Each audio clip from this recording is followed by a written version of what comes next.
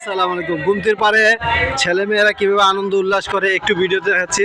আপনারা সবাই জানেন যে গুমতি অত্যন্ত সুন্দর জায়গা, কুমিল্লা শহরে পালপাড়া ব্রিজের নিচে। আপনাদের একটু দৃশ্যটা আমি দেখাচ্ছি। দেখেন, এটা ব্রিজ, এর ট্রেন চল উপরে। এবার দেখেন বাচ্চারা, ছেলেমেয়েরা কীভাবে আনন্দ করতেছে গুমতির পারে। দেখেন গাইস, আনন্দ।